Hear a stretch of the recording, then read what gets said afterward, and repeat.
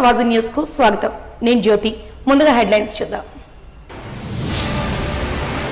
Micro అబ్జర్వర్లు ప్రతి అంశాన్ని సునిశ్చితంగా పరిశీలించాలి. ఒకరోజు శిక్షణ సదస్సులో జిల్లా కలెక్టర్ సాధారణ పరిశీలకుల మార్గనిర్దేశం.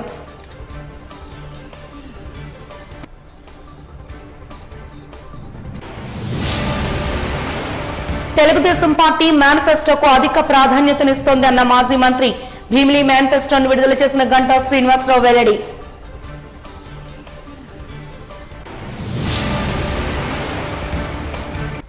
ఎన్నికలకు ముందు జగన్మోహన్ రెడ్డి ఉద్యోగులకు ఇచ్చిన హామీలను తుంగలో తొక్కారు. వైసీపీ ట్రేడ్ యూనియన్ రాష్ట్ర ప్రధాన కార్యదర్శి వివి వామన్ రావు విమర్శ. పార్టీకి రాజీనామా చేసిన ఆయన. ఇక వివరాల్లోకి వెళ్తే ఎన్నికల ప్రక్రియలో మైక్రో అబ్జర్వర్ల పాత్ర చాలా కీలకమని, వారు ప్రతి అంశాన్ని సునిశ్చితంగా పరిశీలించాలని జిల్లా ఎన్నికల అధికారి కలెక్టర్ డాక్టర్ ఏ మల్లికార్జున, సాధారణ పరిశీలకులు అమిత్ శర్మ పేర్కొన్నారు. స్థానిక ఉడా చిల్డ్రన్ ఎరీనాలో మంగళవారం జరిగిన ఒకరోజు సదస్సులో మైక్రో అబ్జర్వర్లను ఉద్దేశించి వారిద్దరూ ప్రసంగించారు. పలు అంశాలపై మార్గనిర్దేశం చేశారు. పోలింగ్ ముందు రోజు, పోలింగ్ రోజున చాలా అప్రమత్తంగా ఉండాలని సూచనలు చేశారు. అక్కడ పరిస్థితులను గమనించి నివేదించాలని పేర్కొన్నారు. ఎన్నికల ప్రక్రియ సజావుగా సాగడానికి మైక్రో అబ్జర్వర్లు ముఖ్య పాత్ర పోషించాల్సి ఉంటుందని, దీనిని గుర్తుపెట్టుకుని వారంతా బాధ్యతాయుతంగా విధులు నిర్వర్తించాలని సూచించారు. They have to be kept in a black cover. Then the black cover 6:30 if the MAC poll is maybe the MAC poll certificate again will be signed. Poll is completed. Feedback has to be signed by the polling agent. They have to be stamped. They have to be kept in a black cover. Then the MAC poll certificate has to be signed by the presiding officer, and the black cover again will be signed by the polling agents also. Is the general observer for the remaining 4 assembly constituencies. So I think then I have nothing to tell. Mankapalli and I think Chodavaram something. So apart from that, he is also holding charge for the Penduki. So likewise, total you have 3 observers. So I think those informations will be passed on to you. Need not worry on that part. So you know what is the essential duty of the micro observer? Basically to observe the things happening in the polling station, of course outside the polling station also. So some micro observers will be having a duty in only one polling station, and sometimes micro observers will be having duty in 2-3 also. Based on the same location, sometimes 2-3 might be there. It will be critical. Apart from the webcasting also, we might be deploying the micro observers to oversee the affairs happening in the polling stations, in the adjoining polling stations of the location. So in those cases, I think you have to judiciously utilize your time and keep watch on the polling day affairs and 13th of this month. And I think there are some prescribed forms given to you. I think the reports you have to submit finally to the general observer. So once for whatever issues you have, and my team will also put in the telephone numbers before you, my local number in which you can get in touch with me, and you can even come back to me regarding all the issues which are you think you need to report to us. Rest of the things, I am very much sure that you must have gone through all the details and all the trainings, whatever had to be imparted to you. Maybe few of you are the first timers, so you will be basically coming here and learning lot of things, but some of you might be experienced. So I told in the morning also that you please note down this number. This is important for you in the sense that if you feel something is adverse and beyond your control.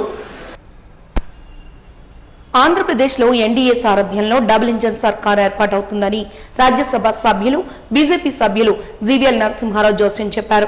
Lawsons bay colony నగర BJP కార్యాలయంలో ఏర్పాటు చేసిన విలేకరుల సమావేశంలో ఆయన మాట్లాడుతూ ఇటీవల ధర్మవరంలో కేంద్ర హోంమంత్రి అమిత్ షా చేసిన పర్యటనతోనూ ప్రధానమంత్రి రాజమండ్రి అనకాపల్లిలో చేసిన పర్యటనలకు వచ్చిన ప్రజా స్పందనల వల్ల రాష్ట్రంలో కూడా ఎన్డీఏ ఆధ్వర్యంలో డబుల్ ఇంజన్ సర్కార్ ఏర్పాటు ఖాయమైందన్నారు. తన సుదీర్ఘ రాజకీయ జీవితంలో అవినీతి మచ్చ అంటని రాజకీయ నేత నరేంద్ర మోడీ అన్నారు. గత 10 సంవత్సరాల పాలనలో ఎక్కడా ఎటువంటి అవినీతి లేకుండా దేశ ప్రగతికి తోడ్పడ్డారని కొనియాడారు. రాష్ట్రంలో జరిగిన ఇసుక మాఫియా, మద్యం మాఫియా, భూమాఫియాల గురించి అనకాపల్లిలో మోడీ చేసిన విమర్శలకు రాష్ట్ర విద్యాశాఖ మంత్రి బొత్స విలేకరుల సమావేశం ఏర్పాటు చేసి వాటిని కేంద్రంలోని బీజేపీ సర్కారు మీదకు నెట్టడం గర్హనీయమన్నారు. మోదీ గారి నాయకత్వంలో ఎన్డీఏ ప్రభుత్వం ఏర్పడుతుందన్నటువంటి ధీమా ముందుగానే ఉంది. రాష్ట్రంలో కూడా డబుల్ ఇంజన్ సర్కార్ ఎన్డీఏ ప్రభుత్వం తప్పనిసరిగా ఏర్పడుతుంది అన్నటువంటి ప్రధాని నరేంద్ర మోదీ గారి చేసినటువంటి వ్యాఖ్యలతో రాష్ట్రంలో రాజకీయం పూర్తిగా ఎన్డీఏకు అనుకూలంగా మారింది. ప్రధాని నరేంద్ర మోదీ గారికి ఉన్నటువంటి విశ్వసనీయత అది. దేశ ప్రజల్లో నరేంద్ర మోదీ గారు అంటే నిజాయితీకి మారుపేరు, నిజాయితీకి నిలువెత్తు నిదర్శనం. సుదీర్ఘ రాజకీయ చరిత్రలో మచ్చలేనటువంటి మహానాయకుడు నరేంద్ర మోదీ గారు. అది అవినీతి రాజకీయాలు చేసే పార్టీలకు, నాయకులకు ఈ విషయం అర్థం కాదు. కానీ దేశ ప్రజలందరికీ తెలుసు నరేంద్ర మోదీ గారు అంటే ఆనెస్టీకి ఒక బ్రాండ్. సో కాబట్టి నిన్న నరేంద్ర మోదీ గారు ఆంధ్రప్రదేశ్ వైఎస్ఆర్సీపీ ప్రభుత్వాన్ని ఉద్దేశించి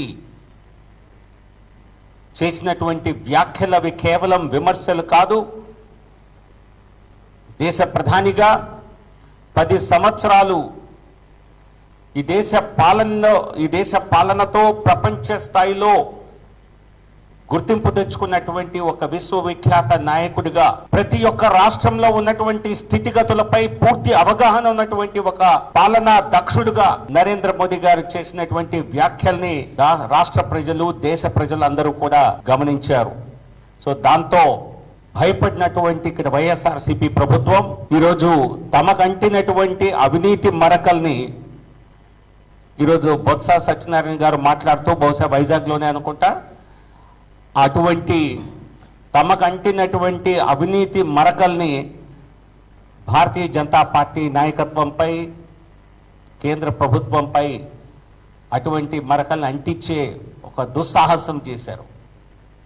దేశ ప్రజలందరికీ నేను చెప్పినట్లుగా నరేంద్ర మోదీ గారంటే నిజాయితీకి నిలువెత్తు నిదర్శనమని, 100కి 100% పారదర్శకతో పనిచేసే ప్రభుత్వం అని, ఇక్కడ రాష్ట్రంలో జరిగినట్టుగా ఏ మాఫియా కూడా కేంద్ర ప్రభుత్వంలో ఎటువంటి జోక్యం చేసుకోలేదని, ఉక్కు పరిరక్షణకు ఏమాత్రం చిత్తశుద్ధి లేని వ్యాఖ్యలు సీఎం జగన్మోహన్ రెడ్డి చేయడం సిగ్గుచేటని జనసేన కార్పొరేటర్ పీతల మూర్తి యాదవ్ ఆరోపించారు. గాజువాక బహిరంగ సభలో సీఎం జగన్మోహన్ రెడ్డి వ్యాఖ్యలపై పీతల మీడియా సమావేశంలో స్పందించారు. ద్వారకానగర్ పౌర గ్రంథాలయంలో ఏర్పాటు చేసిన విలేకరుల సమావేశంలో పీతల మాట్లాడుతూ, గత కొన్ని రోజులుగా ఉక్కు కార్మికులు చేస్తున్న నిరసన దీక్షలకు వైసీపీ మంత్రులు గాని, సీఎం జగన్మోహన్ రెడ్డి గాని ఏనాడు తమ మద్దతును తెలపలేదని స్పష్టం చేశారు. ఉక్కుపై సవతి ప్రేమను నటిస్తున్నారంటూ సీఎంపై ధ్వజమెత్తారు.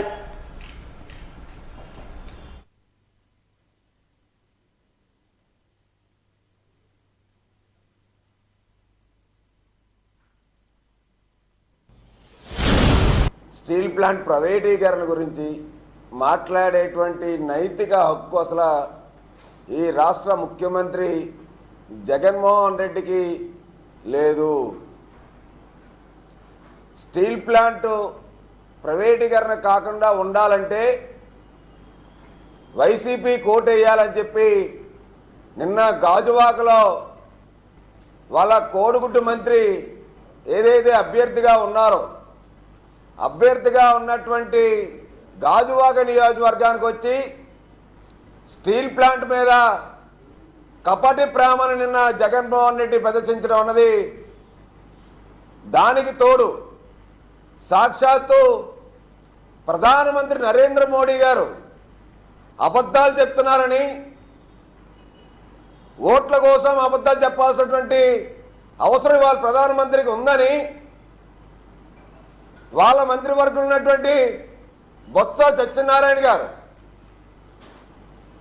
ఎవరో పవన్ కళ్యాణ్ గారు, చంద్రబాబు నాయుడు గారు ఇచ్చేటువంటి స్క్రిప్టు నరేంద్ర మోడీ గారు చదువుతున్నారని, మరి కోడిగుడ్డు మంత్రి ప్రైవేటీకరణ చేయమని మేము ప్రకటిస్తే ప్రధానమంత్రి గారు నేను రాజీనామా చేసి నియోజకవర్గం పోటీని తప్పుకుంటానని, అసలు ఈ వైసీపీ నేతలకి బొత్సకు కానీ అమర్కి కానీ ముఖ్యమంత్రి జగన్కి కానీ స్టీల్ ప్లాంట్ ప్రైవేటీకరణ గురించి, స్టీల్ ప్లాంట్ గురించి మాట్లాడేటువంటి నైతిక హక్కు ఉందా అని చెప్పి మేము అడుగుతా ఉన్నాం.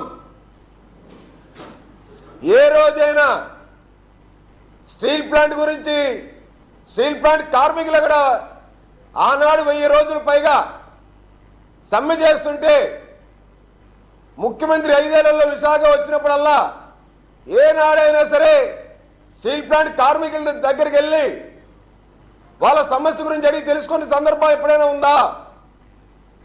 కనీసం ముఖ్యమంత్రి Jaganmohan Reddy steel plant gate touch చేసిన సందర్భం ఉందా?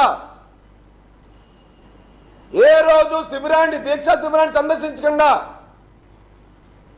ఏ ఒక్కరోజు స్టీల్ ప్లాంట్ ప్రైవేటీకరణ గురించి కేంద్రంతో అఖిలపక్ష నాయకుల్ని ఏ రోజైనా తీసుకెళ్లారా?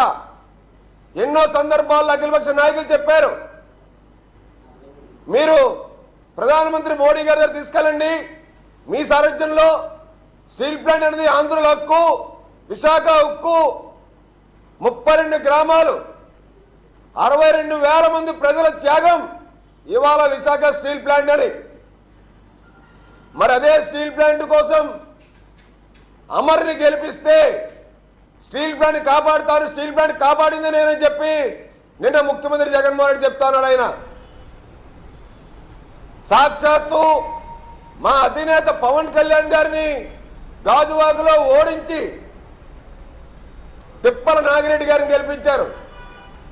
తిప్పల నాగిరెడ్డి గారు మీ అభ్యర్థి కాదా? మీ పార్టీ ఎమ్మెల్యే కాదా? తెలుగుదేశం పార్టీ మేనిఫెస్టోకు అధిక ప్రాధాన్యతనిస్తుందని ఎమ్మెల్యే గంటా శ్రీనివాసరావు అన్నారు. బుధవారం ఎంవీపీ కాలనీలో గల తన కార్యాలయంలో భీమ్లీ మేనిఫెస్టోను ఆయన విడుదల చేశారు. అనంతరం గంటా మీడియాతో మాట్లాడుతూ 2019 ఎన్నికల్లో ఒక్క ఛాన్స్ అంటూ అధికారంలోకి వచ్చిన జగన్ రాష్ట్రంలో అభివృద్ధి లేకుండా చేశారని విమర్శలు చేశారు. మళ్లీ జగన్ అధికారంలోకి రాకూడదన్నదే కూటమి లక్ష్యమన్నారు. కూటమి తరపున ప్రధాని నరేంద్ర మోడీ, హోంమంత్రి అమిత్ షా, కేంద్ర మంత్రి గడ్కరీ, పవన్ కళ్యాణ్ విస్తృత ప్రచారం చేస్తున్నారన్నారు. ఉత్తరాంధ్ర, కోస్తా ఆంధ్రాల్లో సంయుక్త ప్రచారం చేస్తున్నామని, అన్ని చోట్ల ప్రజల నుంచి మంచి స్పందన వస్తోందని తెలిపారు. కూటమి విజయంతో జూన్ 4న జగన్ రాజీనామా చేస్తారని గంటా జోస్యం చెప్పారు.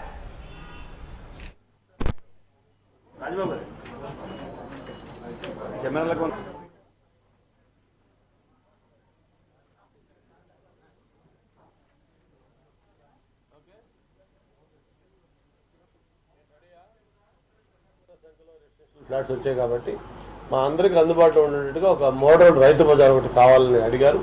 అది మంచి న్యాయబద్ధమైన డిమాండ్, అందుకే తప్పకుండా చేస్తామని చెప్పి వాళ్ళకి అష్యూరెన్స్ ఇవ్వడం జరిగింది. ఆ మోడల్ రైతు బజార్ కూడా ఏర్పాటు చేయాలి. అలాగే మనకి ఈ జాతర ఉంది, శిల్పారామం.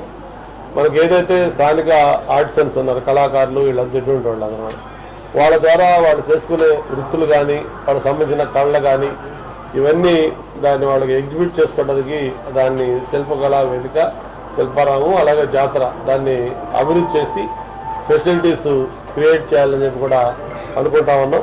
అంతేకాకుండా అందులో ఒక నైట్ బజారు మన వైజాగ్లో గతంలో కూడా కొద్ది రోజులు స్టార్ట్ చేసాం. అది మంచి స్పందన వచ్చింది. ఆ తర్వాత ప్రభుత్వం మారినాక అలాగే యాజ్ యూజువల్ మన గతంలో చేసిన అన్నీ కూడా ఆ రోజు విశాఖోత్సవం బ్రహ్మాండంగా డిసెంబర్ నెల వస్తుందంటే 3 రోజుల పాటు సిటీ మొత్తం పండగ, మొత్తం బ్యూటిఫికేషన్ కానీ, కల్చరల్ యాక్టివిటీస్ కానీ, ఎక్కడ చూసినా కూడా విశాఖోత్సవం గోలగోలగా సెలబ్రేషన్ జరిగాయి. ఈ 5 ఏళ్ళలో విశాఖోత్సవం లాంటివి ఎక్కడ వాళ్ళు చేయాలి. మనం ఆ రోజు దాన్ని స్టేట్ ఫెస్టివల్ డిక్లేర్ చేసి ఎవ్రీ ఇయర్ ఒక 5 crores స్టేట్ గవర్నమెంట్ ఫండ్ ఇచ్చినట్టు కూడా చేస్తాం.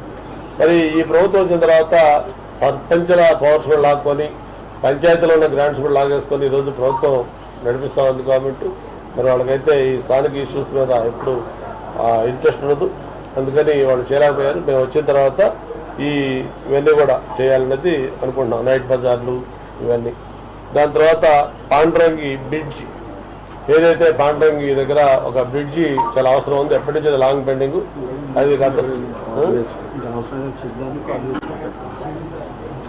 అది అప్పలేశ్వరరాజు గారు కూడా ఆయన అన్నిసార్లు ఎమ్మెల్యే ఉండి కూడా దాన్ని ఎందుకో సంభవం అది కాలేకపోయింది. ఆయన కూడా ప్రత్యేకంగా కోరారు దాన్ని ఆ పాండ్రంగి బ్రిడ్జ్ కావాలని. మేము అప్పుడు ఎమ్మెల్యేగా మంత్రిగా ఉన్నప్పుడు దాన్ని శాంక్షన్ చేసి వర్క్ కూడా మొదలు పెట్టాం. అయితే మళ్ళీ ఎలక్షన్ కోడ్ కావడం, గవర్నమెంట్ మారిపోవడంతో ఆ వర్క్ను వాళ్ళు వచ్చిన తర్వాత కంటిన్యూ చేయకుండా ఆ వర్క్ క్యాన్సిల్ చేసి, అది గంటా శ్రీనివాసరావు శాంక్షన్ చేసిన వర్క్ కాబట్టి మేము చేయకూడదని చెప్పి దాన్ని క్యాన్సిల్ చేసి మళ్ళీ కొత్తగా శాంక్షన్ ఇస్తామని చెప్పని ఆ శాంక్షన్ దాటంలో డిలే అయిపోయింది. ఆ తర్వాత ఎప్పుడో శాంక్షన్ ఇచ్చారు, కానీ ఎవరైతే ఈ కాంట్రాక్ట్ ఉన్నారో ఈ ప్రభుత్వంలో ఎవరు కూడా ముందుకు రావట్లా. ఏ కాంట్రాక్ట్ కూడా చేసిన పనులకి డబ్బులు రాకపోతే వాళ్ళు ఎవరు కూడా చేయరు. అందుకని ఆ కాంట్రాక్ట్ ముందుకు రాక దాన్ని అట్లాగా పెండింగ్ పెట్టారు. మరి ఇదిలా ఉండగా భీమిలిలో కేబుల్ ఆపరేటర్లు, బిల్డర్లు 2014-19 మధ్య కాలంలో టీడీపీ పాలనపై సంతృప్తిని వ్యక్తం చేశారని మాజీ మంత్రి గంటా శ్రీనివాసరావు పేర్కొన్నారు. వైసీపీ పాలనలో వివిధ వర్గాల వ్యాపారస్తులు అసంతృప్తిని వ్యక్తం చేస్తున్నారని మీడియాకు వెల్లడించారు. ఎంవీపీలోని ఆయన నివాసంలో ఏర్పాటు చేసిన మీడియా సమావేశంలో పలు సంఘాలు ఇచ్చిన వినతి పత్రాలపై గంటా స్పందించారు. యూనియన్ మొత్తం అందరూ కలిసి ఇక్కడ రిప్రజెంటేషన్ ఇచ్చారు. అలాగే నిన్న మధురవాడలో బిల్డర్స్ అసోసియేషన్ వాళ్ళు ఒక మీటింగ్ పెట్టి నేను భరత్ కూడా కలిసి మీటింగ్ వెళ్ళినప్పుడు వాళ్ళు ఒక రిప్రజెంటేషన్ ఇచ్చారు. ఇట్లా ఎక్కడికెక్కడ ఈ జాయింట్ యాక్షన్ కమిటీలు, అసోసియేషన్లు కూడా లెటర్లు ఇచ్చి వాళ్ళ సమస్యల మీద కూడా మాకు తెలియజేస్తూ ఉన్నారు. చాలా సర్ప్రైజ్గా ఉంది. ఎక్కడికి వెళ్ళా కూడా వాళ్ళు కోరేది ఒకటే, మాకు ఈ డిమాండ్ ఉన్నాయి, ఆ డిమాండ్ ఉన్నాయి చెప్పకుండా వాళ్ళు ఒకటే అడుగుతూ ఉన్నారు, సార్ మాకు ఏం కొత్త అవసరం లేదు, 2014-19లో ఎలాంటి జీవోలు ఉన్నాయో, ఎలాంటి పరిస్థితులు ఉన్నాయో మళ్ళీ మాకు ఆ పాత ఓల్డ్ పరిస్థితులు కల్పిస్తే చాలు. గతంలో ఆ ప్రభుత్వం ఉన్నప్పుడు ఒక ప్రోయాక్టివ్గా మా అందరికీ అనుకూలంగా బాగుండే పాలసీస్. ఈ కొత్త ప్రభుత్వం వచ్చిన తర్వాత ప్రతిదీ కూడా మమ్మల్ని పేనలైజ్ చేసే విధంగా యాక్ట్లు వచ్చి మమ్మల్ని మేము ఇబ్బంది పడతా ఉన్నాం. కాబట్టి మాకు కొత్తగా మీరేం బెనిఫిట్ చేయొద్దు, ఆ 14-19 ఎలాంటి పరిస్థితి ఉందో సేమ్ అది రిస్టోర్ చేసి చాలని చెప్పి వాళ్ళు డిమాండ్లు ఇచ్చారు. ఇది ఇట్లా మొత్తం వాళ్ళ కాగితాల ద్వారా వీళ్ళు అడిగింది ఏంటంటే cable operators electrical pole tax అని ఉంటుంది. దాన్ని గతంలో చంద్రబాబు నాయుడు గారు ఉండగా దాన్ని పర్మిట్ చేశారు, దాని బిల్లు అలౌ చేయమన్నారు. బిల్డర్స్ అయితే వాళ్ళు టీడీఆర్లు కానీ లేకపోతే ఇప్పుడున్న ఏదైతే రూల్స్ ఉన్నాయో అవన్నీ కూడా కాకుండా పాత 14-19 ఎలాంటి పాలసీస్ ఉన్నాయో అలా చేయమని చెప్పి కూడా చెప్పారంటే ఈ ప్రజెంట్ గవర్నమెంట్ ఇంత యాంటీ పబ్లిక్ పాలసీస్తో ముందుకెళ్తుందని చెప్పడం కోసం మీకు జస్ట్ గుర్తు చేస్తా ఉన్నాను.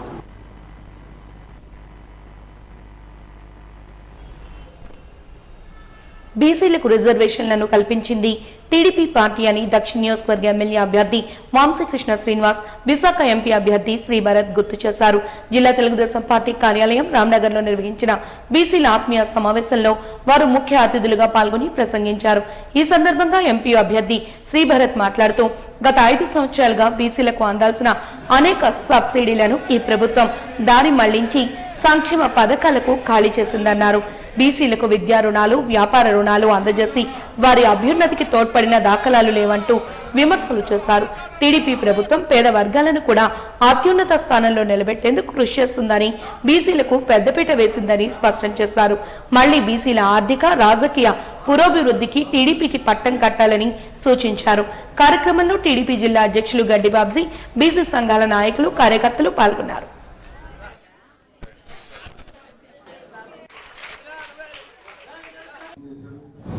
మనకు రావాల్సినటువంటి సబ్సిడీలను రద్దు చేశాడు. ఎస్సీ ఎస్టీ బీసీని సీట్ చేశాడు, మోసం చేశాడు. మన సెంట్రల్ గవర్నమెంట్ వచ్చే 50% సబ్సిడీ ఉంటాయి, అవి కూడా ఆయన తీసుకొని నేనేదో పట్టుబడుతూ మనం వెతుకుంటున్నాను ఆ డబ్బులు మనం తీసుకున్నాను. ఆయన ప్రభుత్వం నుంచి నేను పట్టుబడుతున్నాను లేదు, ఆ పట్టుబడి కార్యక్రమాన్ని పక్కన పెట్టి ముందు మనకి ఆయన 3,000 ఇస్తున్నారు. 200 రూపాయలు సంఖ్యకి మనకు 400 పడుతున్నాం. 7 సంఖ్యకి బస్సు ఫ్రీగా ప్రయాణం చేయొచ్చు. ఇవన్నీ చాలా మంది మ్యానుఫ్యాక్చర్ అవుతున్న ప్రస్తుతం. మరి మీరందరికీ గుర్తుండమ్మా సీరియల్ నెంబర్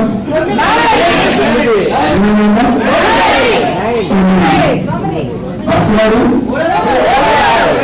గుర్తు మీ శాసనం వాజ్పేయి గారికి 2 times అవకాశం ఇచ్చారు. నాకు అవకాశం ఇవ్వండి. శాసనం మన బంధువులకు అందరూ చెప్పండి. 2 సార్లు అవకాశం ఇస్తాం, మనుషులకు అవకాశం ఇస్తాం, చూద్దామని చెప్పండి. మేము మీరు దగ్గరికి వచ్చినప్పుడు నాకు ఫస్ట్ చాలా మంది కొంచెం అడ్డీలు ఉన్నారు. తర్వాత నా గురించి తెలుసుకుని వాళ్ళ అందరూ నా దేశం వెలుగులేదు మొత్తం వంశాలు ఏమైనా భావిస్తా ఉన్నాం.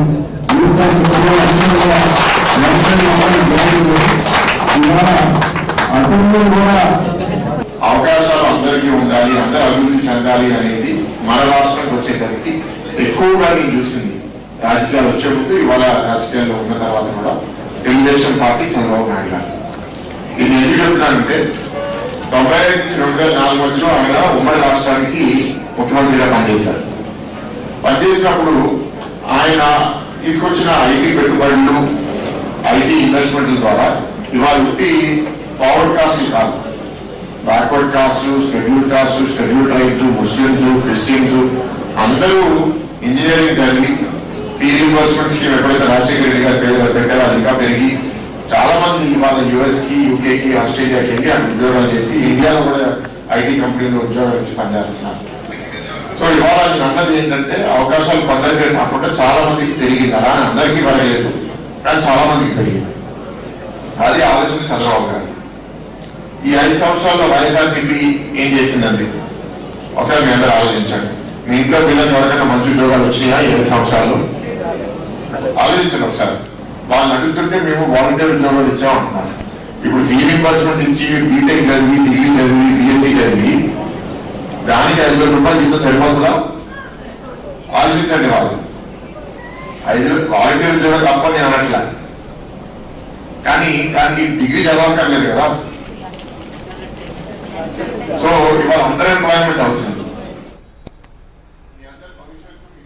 మాజీ ముఖ్యమంత్రి ఎన్టీఆర్ వెన్నుపోటులో పద్మభూషణ్ యార్లగడ్డ లక్ష్మీప్రసాద్ కీలక పాత్రను పోషించారంటూ నందమూరి లక్ష్మీపార్వతి ఆరోపించారు.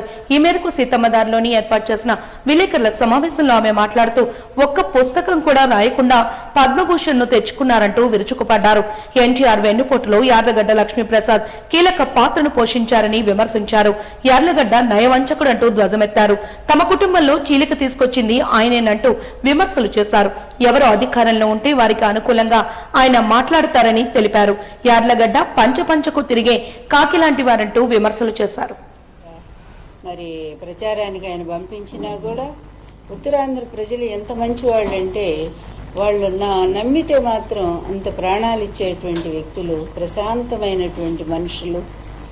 అలాంటి చోట ఇన్నేళ్లుగా కూడా ఈ ఉత్తరాంధ్ర ప్రాంతం అస్సలు అభివృద్ధికి నోచుకోలేదనేది వాస్తవమైనటువంటి విషయం. ఇది నేను చెప్పటం కాదు, మనకి శివరామకృష్ణ రిపోర్ట్ ఏం చెప్పిందంటే ఒక్క హైదరాబాద్ మాత్రమే అభివృద్ధి చెందుతూ ఉంది. 57% హైదరాబాద్ అభివృద్ధి ఉంటే మిగిలిన రాయలసీమ ఉత్తరాంధ్ర రెండు కూడా 28, 22 ఇంత వెనుకబడ్డటువంటి ప్రాంతాలు. ఇన్నేళ్లు పరిపాలించిన నాయకులు ఎవరు కూడా మరి అటు కూడా డెవలప్ చేయలేదని ఇది మరి శివరామకృష్ణ ఇచ్చిన రిపోర్టే నేను కూడా చెప్తా ఉన్నాను. తర్వాత రాష్ట్రం విడిపోయింది. ప్లీజ్ రాష్ట్రం విడిపోయిన తర్వాత వచ్చిన చంద్రబాబు నాయుడు నేను హైదరాబాద్ లాగా డెవలప్ చేస్తాను అని చెప్పి నమ్మించి మోసం చేసి అప్పుడు మళ్ళీ ఇదే ముగ్గురుతో మరి కలిపి ఈ కంటెస్ట్ చేసి 600 హామీలు ఇచ్చి ఈ ప్రజలను కూడా మోసం చేయటం జరిగింది. మా కుటుంబాన్ని, ఎన్టీఆర్ని ఎలా వెన్నుపోటు పొడిచాడో అదేవిధంగా ప్రజలందరినీ వెన్నుపోటు పొడిచాడు. అమరావతిని ప్రత్యేకంగా వెళ్లిపోయి పాప మా పేదవాళ్ల భూములు ఎస్ఐన్ ల్యాండ్స్తో సహా లాక్కొని కొన్ని వేల ఎకరాలు ఆయన కట్టని రాజధాని కోసం 50,000 ఎకరాలు బలవంతంగా భయపెట్టి లాక్కొని కొంతమందిని ప్రలోభపెట్టి సేమ్ కమ్యూనిటీని ప్రలోభపెట్టి అన్ని విధాలుగా లాక్కొని పోనీ ఆయన ఏమైనా చేశాడంటే ఒక్క రోడ్డు కూడా అమరావతిలో వేయనటువంటి పరిస్థితి. రాష్ట్రంలో అరాచక పాలనకు చరమగీతం పాడేందుకు కూటమి అభ్యర్థులను గెలిపించాలని విశాఖ కూటమి ఎంపీ అభ్యర్థి శ్రీభరత్ తెలిపారు. 48వ వార్డు హైవే రోడ్లో ఉత్తర నియోజకవర్గ కూటమి అభ్యర్థి విష్ణుకుమార్ రాజుతో కలిసి ఆయన ఎన్నికల ప్రచారంలో భాగంగా పాల్గొని మాట్లాడారు. ఈ సందర్భంగా శ్రీభరత్ మాట్లాడుతూ రాష్ట్రంలో అన్ని వర్గాల వారికి న్యాయం జరిగేందుకు గాను టీడీపీ విడుదల చేసిన మేనిఫెస్టో ఉపయుక్తంగా ఉందని తెలిపారు. విశాఖను అత్యున్నత స్థాయిలో అభివృద్ధి చేసిన దిశగా కృషి చేస్తామని హామీ ఇచ్చారు. సార్వత్రిక ఎన్నికల్లో విశాఖ ఎంపీ అభ్యర్థిగా పోటీ చేస్తున్న తనకు సైకిల్ గుర్తుపై ఓటును వేసి గెలిపించాలని విజ్ఞప్తి చేశారు. అలాగే ఉత్తర నియోజకవర్గం ఎమ్మెల్యే అభ్యర్థి విష్ణుకుమార్ రాజు మాట్లాడుతూ విశాఖ ఉత్తర నియోజకవర్గంలో కమలం గుర్తుపై ఓటును వేసి తనను గెలిపించి నియోజకవర్గ అభివృద్ధికి కృషి చేయాలని కోరారు. విశాఖపట్నంలో నార్త్ నియోజకవర్గంలో విశాఖపట్నానికి మొత్తానికి ఉన్న ఒకే ఒక్క కార్పొరేటర్ మాకు భారతీయ జనతా పార్టీకి గంకల కవిత గారు, అట్లాగే వారు హస్బెండ్ గంకల అప్పారావు గారు ఎన్నో సేవలు చేస్తూ ఎలక్షన్స్లో నెగ్గినప్పటి నుంచి అంతకు ముందు కూడా కంటిన్యూస్గా ప్రజలతోటి సేవ చేసి 48వ వార్డులో అత్యంత ఆదరణ పొందిన వ్యక్తులు గంకల కవిత గారు, గంకల అప్పారావు గారు. వారు నేను ఈ వార్డు పర్యటన చేయాలి అనే ఉద్దేశంతో ఈ వార్డులోకి రావటము, అన్ని పార్టీలు ఉమ్మడి అభ్యర్థిగా నేను ఉన్నాను. అట్లాగే అన్ని పార్టీల వారు జనసేన, తెలుగుదేశం పార్టీ, భారతీయ జనతా పార్టీ నాయకులు తర్వాత అభిమానులు అందరూ కూడా కార్యకర్తలు అందరూ వచ్చి ఇక్కడ మేము మా ఎలక్షన్ క్యాంపెయిన్ చేయడానికి రావటం జరిగింది. అత్యంత అద్భుతంగా మాకు ఆదరణ లభిస్తుంది. వారందరికీ కూడా ధన్యవాదములు తెలియజేసుకుంటూ మనం ఖచ్చితంగా గెలుస్తున్నాము. ఎట్టి పరిస్థితుల్లోనే ఇక్కడ గెలవలసిన ఆవశ్యకత ఉంది నార్త్ నియోజకవర్గంలో. కాబట్టి మేము గెలుస్తున్నామని చెప్పి మీకు అందరికీ తెలియజేసుకుంటున్నాం. అందరికీ నమస్కారం అండి. ఇవాళ 48వ వార్డులో ఒక భారీ ర్యాలీ బీజేపీ నాయకులు, కార్పొరేటరు గంకల అప్పారావు గారు అండ్ గంకల కవిత గారు అండ్ మా టీడీపీ గోర్ల అప్పారావు గారు అందరూ కలిసి చాలా భారీగా ఆర్గనైజ్ చేయడం జరిగింది. ఈ జనసముద్రం చూసి ఈ వార్డు చాలా వన్ సైడెడ్గా ఉందని తెలుస్తుంది. రాబోయే ఎలక్షన్స్లో ఇక్కడ కమలం గుర్తు మీద విష్ణురాజు గారు బీజేపీ తరఫున, సైకిల్ గుర్తు మీద నేను పోటీ చేస్తున్నాము. జనాల స్పందన కూడా చాలా బాగుంది. గతంలో కూడా అప్పారావు గారి తెలుగుదేశం నాయకులే అనేక కారణాల వల్ల బీజేపీకి వెళ్ళడం జరిగింది. ఆయన అప్పుడు గెలిచారు అంటే ఆయన బలం చాలా ఎక్కువగా ఉందని అందరికీ అర్థమైంది. ఇవాళ మిత్రపక్షంలో పనిచేస్తున్నాం కాబట్టి బీజేపీ, తెలుగుదేశం, జనసేన కలిసికట్టుగా ఈ వార్డు నుంచి చాలా భారీ మెజారిటీ విష్ణు గారికి, నాకు ఇవ్వవలసిందిగా కోరుకుంటున్నాను. Thank you. 2019 ఎన్నికలకు ముందు జగన్మోహన్ రెడ్డి ఉద్యోగులకు ఇచ్చిన హామీలను తుంగలు తొక్కారని వైసీపీ ట్రేడ్ యూనియన్ రాష్ట్ర ప్రధాన కార్యదర్శి వివి వామన్రావు విమర్శించారు. బుధవారం స్థానిక హోటల్లో ఏర్పాటు చేసిన మీడియా సమావేశంలో ఆయన మాట్లాడుతూ వైసీపీ ప్రభుత్వంలో ఉద్యోగులకు ఎటువంటి న్యాయం జరగలేదని, దీని కారణంగా తాను వైసీపీ సభ్యత్వానికి ట్రేడ్ యూనియన్ రాష్ట్ర ప్రధాన కార్యదర్శి పదవికి రాజీనామా చేస్తున్నట్లు ప్రకటించారు. వారం రోజుల్లో సిపిఎస్ రద్దు చేస్తామని, ఇంక్రిమెంట్ జమ కేంద్రం ప్రకటించిన వెంటనే డిఏ ఎఫెక్ట్ ఉద్యోగులు అడగకుండానే ఇన్ టైంలో పిఆర్సీ ప్రకటిస్తామని, ఎంప్లాయీస్ కి మెరుగైన వైద్యం వంటి అనేక హామీలు ఇచ్చారని, తీరా అధికారం చేపట్టాక అమలు చేయకపోవడం దారుణమన్నారు. అక్కడ యూనియన్ నాయకుడిగా 3 సార్లు గెలిచాను. అందులో ఇండిపెండెంట్గా 2 సార్లు గెలిచాను. ట్రేడ్ యూనియన్ దాంట్లో ఇండిపెండెంట్గా గెలవడం అన్నది అంత ఆషామాషి కాదు, సాధ్యం కూడా కాదు.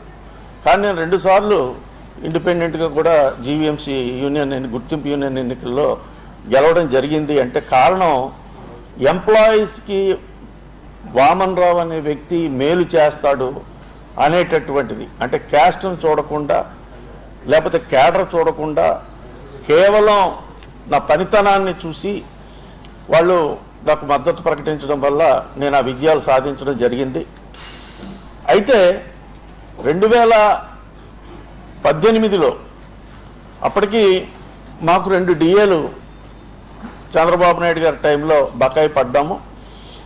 మరి మాకు అవి రాలేదనేటటువంటిది మాలో చాలామంది ఎంప్లాయీస్లో 2 డిఏల కోసమే మేము బాధపడినటువంటి సందర్భాలు ఉన్నాయి. అలాగనే ఎక్కువగా ఈ ఉద్యోగుల పట్ల ఒత్తిడి కూడా ప్రభుత్వం పరంగా పెరుగుతోంది అనే భావన రావడం వల్ల అప్పుడు జగన్మోహన్ రెడ్డి గారు పార్టీ అపోజిషన్లో ఉన్నప్పటికీ కూడా తన గవర్నమెంట్ వస్తే ఆయన చెప్పినటువంటి మాటలు వారం రోజుల్లో సిపిసి రద్దు చేస్తానని చెప్పారు. అలాగనే ఇంక్రిమెంట్ గురించి మీరు అడగవసరం లేదు. ఏ నెల అయితే మీకు ప్రతి సంవత్సరంలో ఏ నెల అయితే ఇంక్రిమెంట్ వస్తుందో ఆ ఇంక్రిమెంట్ మీకు టంచన్గా ఇంక్రిమెంట్ ఇస్తాము అని చెప్పారు. అలాగనే కేంద్రం ఆ పార్టీలో ఉండి ఆ నాయకుడు చేసిన తప్పులకి మేము సమాధానం చెప్పవలసినటువంటి పరిస్థితి వస్తుంది. ఉద్యోగస్తులు నాయకుడిగా ఉన్నందుకు మాకు ఈ శిక్ష. అందుకనే నేను వైఎస్ఆర్సిపి పార్టీకి అలాగనే state general secretary YSR trade union పోస్ట్కి రెండిటికి కూడా రిజైన్ చేసేస్తున్నాను. నేను ఉద్యోగుల పక్షపాతిగానే మేము ఫస్ట్ నుంచి ఉన్నాము. మేము ప్రజాక్షేత్రంలో లేము, ఉద్యోగ సంఘాల నాయకుడిగానే మేము ఉన్నాం. కాబట్టి మా ప్రయారిటీ మాత్రం ఉద్యోగుల తాలూకు సంక్షేమమే తప్ప మాకు ఇంకొకటి లేదు. వాజీ న్యూస్ ముగించే ముందు హెడ్లైన్స్ మరొకసారి చూద్దాం. మైక్రో అబ్జర్వర్లు ప్రతి అంశాన్ని సునిశ్చితంగా పరిశీలించాలి. ఒకరోజు శిక్షణ సదస్సులో జిల్లా కలెక్టర్ సాధారణ పరిశీలకుల మార్గనిర్దేశం.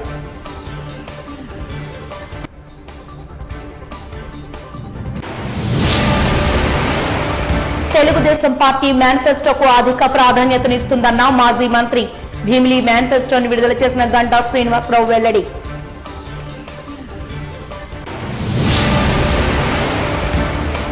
ఎన్నికలకు ముందు జగన్మోహన్ రెడ్డి ఉద్యోగులకు ఇచ్చిన హామీలను తుంగలో తొక్కారు. వైసీపీ ట్రేడ్ యూనియన్ రాష్ట్ర ప్రధాన కార్యదర్శి వివి వామన్ రావు విమర్శ. పార్టీకి రాజీనామా చేసిన వైనం. వాజీ న్యూస్ ఇంతటితో సమాప్తం. నమస్కారం.